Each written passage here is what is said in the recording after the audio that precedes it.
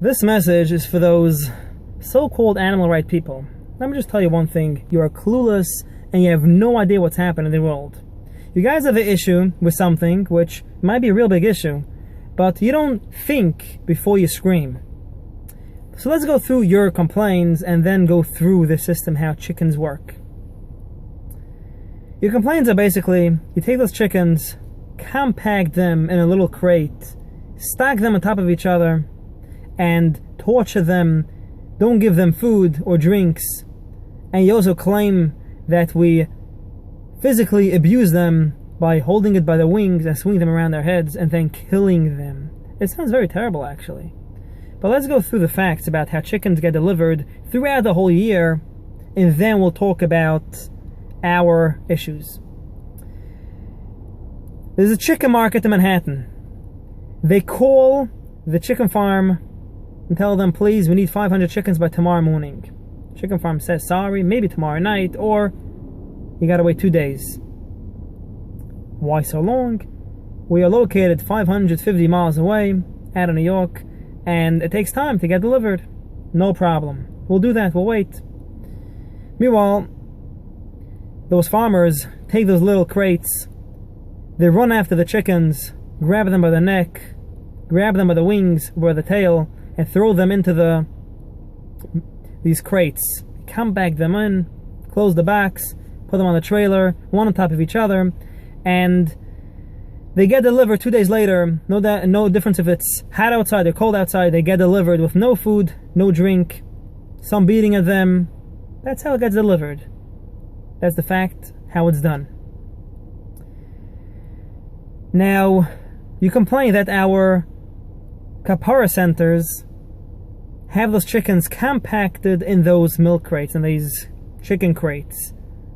That's how we get it. We can't help it. That's how it's done every day throughout the year. It's not like something new. It's not like we have a new idea, let's take chickens and push them into little crates. No, that's how it's done. And in fact, we give them food, we give them drinks. They don't eat like a person, they don't eat like any other animal. They're like a bird, they eat much less. Yes, they have enough food, we give them enough drinks, and that's the fact. Then you got another issue that we take it and swing it around their head, over our head. Now that's not an issue. We hold them very softly and nicely, hold them by the wing or by the feet, which there's no pain involved. Trust me, there's no pain. They're fine. If they're in pain, they'll scream that they're in pain, but they don't. They're perfectly fine. So that's another issue which is not an issue. Now, another problem which you guys might have is that we kill those chickens for no good reason, right? Well, let me tell you, chickens are meant to be used and to eat. Animals are meant to be used. What do you think your great-grandparents did 150 years ago when they wanted to plow their field? You want to tell them they did it themselves? They had no electric. They had no trucks and machinery to do it. They took animals and they plowed the field with the animals. The animals were in pain? No, they're meant for it.